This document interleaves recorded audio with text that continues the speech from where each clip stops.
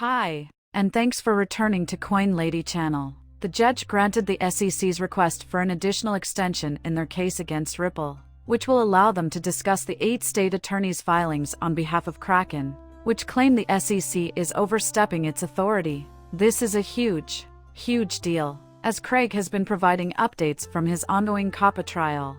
Finally, our Bitcoin ETFs have the potential to significantly alter this bull run, negatively affecting the altcoin market's activity. Let's talk about this now. Examining the weekend's cryptocurrency activity, we observed that Bitcoin is down roughly 1% to 61,800, according to a theory of data, or roughly 5% flat, while XRP is up 6% to 63 cents. It appears that your puppy coins and meme coins are still doing well. Shiba Inu is up 45%, and Floki coin is up 34%. Additionally, Bitcoin Cash and Bitcoin Satoshi Vision have seen significant daily increases, with Filecoin seeing a great 15% daily run. There's a good deal of activity going on. We'll watch how the weekend develops. Right now, the SEC has asked for an extension of the time to file discovery materials pertaining to remedies in the Ripple case, and the judge granted this request. The request has been approved by Judge Annalisa Torres. The regulator can submit its opening brief on March 22 thanks to the extension. The Ripple's opposition brief deadline has been moved on April 22. Additionally, May 6 would be the new date for the SEC to provide a response. This will take some time to resolve. The main finding that we were concerned with was that XRP is not a security that permits it to trade. You can only imagine how long it would take us to file an appeal if that had not gone well. That was a game saver.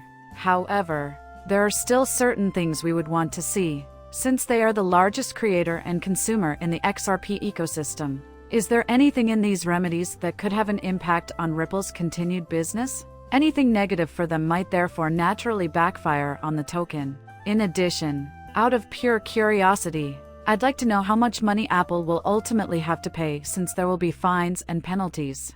They had a number of sales that were considered securities offerings. I'm also curious as to how many of those sales can be reversed here in the United States. Furthermore, we'll have to wait and see under SEC power. Since this doesn't end until May 6th, the judge will likely need some time to compile all of the information and arrive at a final decision. Of course, there is always a chance of a settlement. However, given his observations of other ongoing cases, it is unlikely. If you acknowledge that XRP is not a security and consent to its rolling, you could really suffer consequences for your Coinbase, Crack, and Binance litigation. Right now, if I were Gary Gensler, I would strive to tie everything up in the comprehensive settlement package rather than limiting harm. However, I believe that he is waiting for a decision that he can truly rely on and a crack in the Coinbase or Binance case, or that he can persuade another court to view this matter from a different angle. And the main focus of this is those particular circumstances. They don't give a damn about Ripple or XRP. Their aim was to establish a precedent, demonstrating their control over the entire domain and their genuine concern for the Coinbase Kraken. And that's what they want authority over, the Nance cases. Those exchange cases.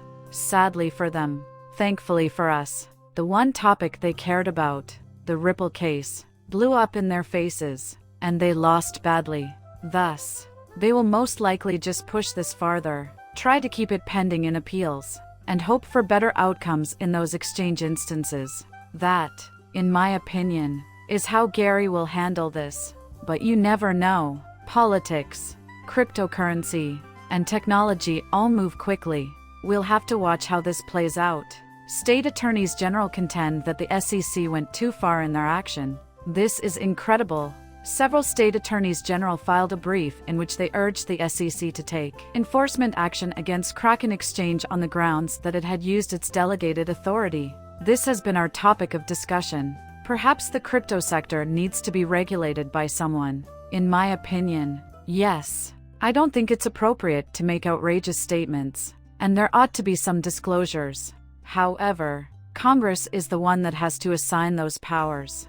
The SEC cannot simply enter and take them. On behalf of Kraken, we observe state general attorneys from the following states: Texas, Arkansas, Iowa, Mississippi, Montana, Nebraska, Ohio, South Dakota, and Wyoming. State authorities stated in the papers that they have no preference for either party. Simply put, they object to the SEC's regulation of cryptocurrency assets in the absence of an investment contract, since Congress hasn't given the SEC this authority. And you are entirely correct. The courts ought to refuse to classify cryptocurrency assets as securities apps and adopt an alternative. Sprint agreements. Additionally, the SEC's use of its delegated jurisdiction puts stakeholders' customers at danger. That's the thing about making things up as you go along. You create your own rules and laws. Nobody is aware of the situation, and a fantastic illustration of that is visible. As we proceeded with William Hinman's speech, we concluded that Ethereum is adequately decentralized. That is not how he tests, and it is not permitted anywhere in the law. It was just something he made up. Thus, a great deal of reputable actors in the cryptocurrency space have invested time in attempting to become adequately decentralized. Another issue is that the term isn't defined. What is meant by that? People believed they were acting legally as a result, and as it happens, that was all simply rubbish. Hinman composed, "Everyone is at risk because of this. We are a nation of laws because of this. Furthermore, it's not like jokers are just making stuff up as they go. Everyone is harmed by it." Craig Wright is back on the witness stand in the UK COPPA trial to counter charges of falsifying papers forwarded to his previous counsel, accusing critics of monitoring his residence in fake emails. What is happening here? Then, it has turned out that the documents are fakes. Craig responds, "Hey, yeah, those are forgeries, but I didn't send them to my attorney," in a spoof. "And did you know who did this?"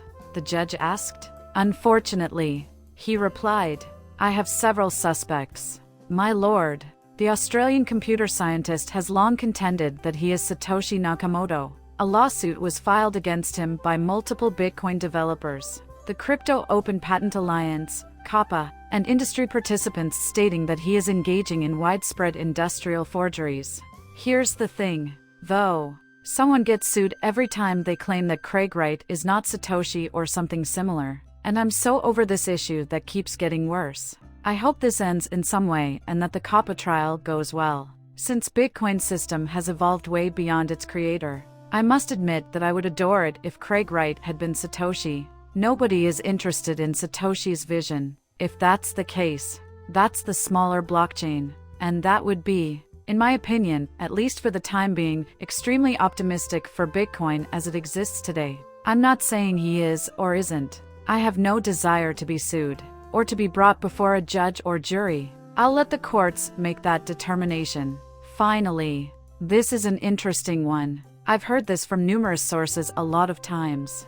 According to this report, investors who have made gains in Bitcoin frequently flip those winnings into altcoins. However, since those profits are trapped in ETFs, that will not occur this time. And while I understand what they're saying, I can easily exchange my Grayscale ETF for some Shiba if I had it. There is no simple method to rotate into other cryptocurrency assets. People are thinking that this will be a problem for all of this. In my opinion, there are still a lot of people who directly hold Bitcoin, probably even more. Although there may be less Bitcoin, the value is still significantly higher. Therefore, that sum of money will continue to roll into alts. The typical group of people who were directly holding or investing in Bitcoin and would typically be involved in this kind of transaction did not disappear. Instead, the value of their Bitcoin will increase significantly. It will become increasingly rare. Additionally, I believe that rotation will continue. However, there is an intriguing dynamic. Will Bitcoin remain trapped in ETFs? Put an end to it. Value comes from rolling into alternates. As usual, please share your thoughts with me below. Although it's an intriguing thesis, I don't think that will happen. As usual, kindly like and subscribe. Bye, and see you soon.